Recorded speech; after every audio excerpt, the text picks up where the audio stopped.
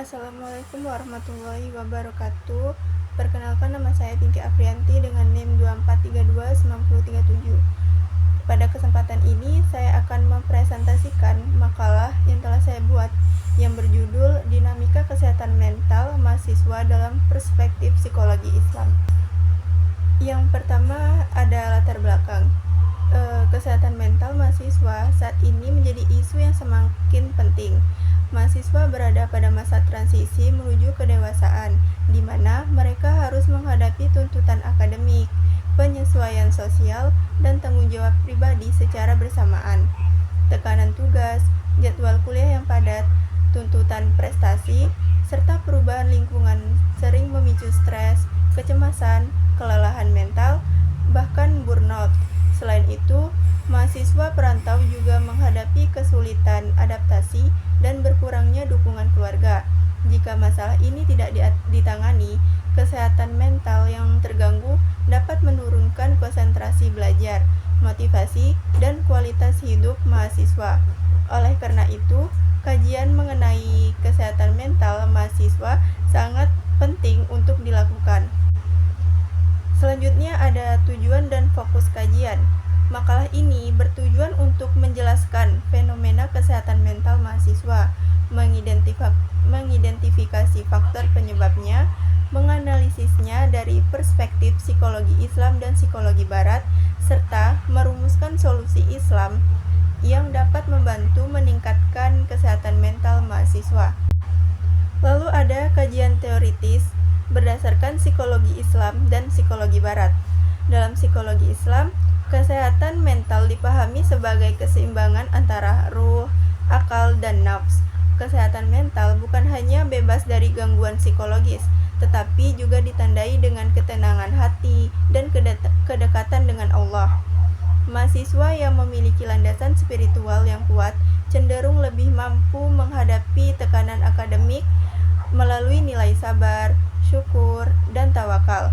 Ulama seperti Al-Ghazali menjelaskan bahwa kegelisahan muncul ketika nafs tidak terkendali dan hubungan dengan Allah melemah.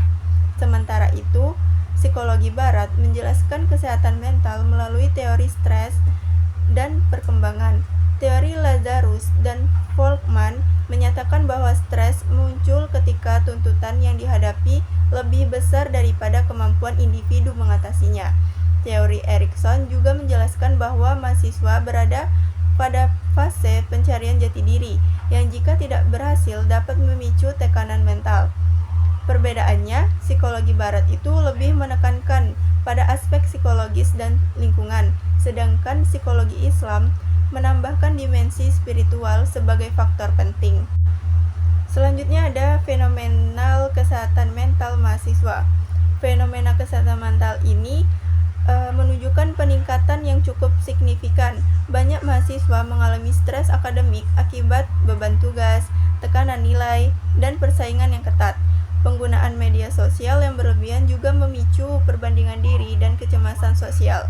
Selain itu, gaya hidup modern yang menuntut mahasiswa selalu produktif menyebabkan kelelahan fisik dan emosional yang dalam jangka panjang dapat berkembang menjadi burnout. Selanjutnya, analisis perspektif psikologi Islam. Dari perspektif psikologi Islam, gangguan kesehatan mental mahasiswa terjadi karena ketidakseimbangan antara aspek spiritual dan psikologis. Ketika mahasiswa terlalu fokus pada prestasi akademik, namun mengabaikan ibadah dan refleksi diri, ketenangan hati menjadi terganggu. Konsep tazkiyatun nafs, yaitu penyucian jiwa melalui ibadah, zikir, dan pengendalian diri, menjadi kunci penting dalam menjaga kesehatan mental. Nilai sabar, syukur, dan tawakal membantu mahasiswa menghadapi tekanan hidup dengan lebih tenang dan bijaksana. Kemudian solusi dan intervensi Islami. Salah satu solusi yang ditawarkan adalah konseling Islami, yaitu pendekatan yang menggabungkan teknik konseling modern dengan nilai-nilai Islam. Mahasiswa dibantu memahami masalahnya sekaligus diarahkan untuk memperkuat iman dan makna hidup. Selain itu, psikoterapi Islami seperti zikir, Doa, membaca Al-Quran, dan sholat sunnah terbukti membantu menenangkan emosi dan meningkatkan kesehatan mental mahasiswa. Pendekatan ini tidak hanya menyembuhkan secara psikologis, tetapi juga secara spiritual. Yang terakhir ada kesimpulan.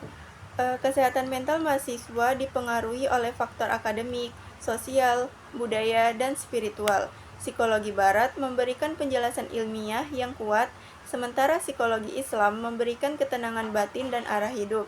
Integrasi keduanya menunjukkan bahwa kesehatan mental mahasiswa perlu ditangani secara holistik.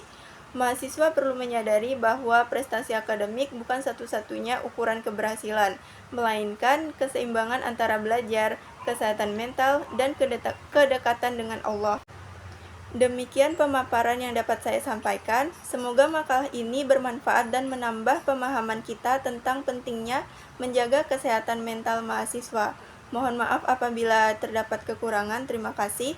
Wassalamualaikum warahmatullahi wabarakatuh.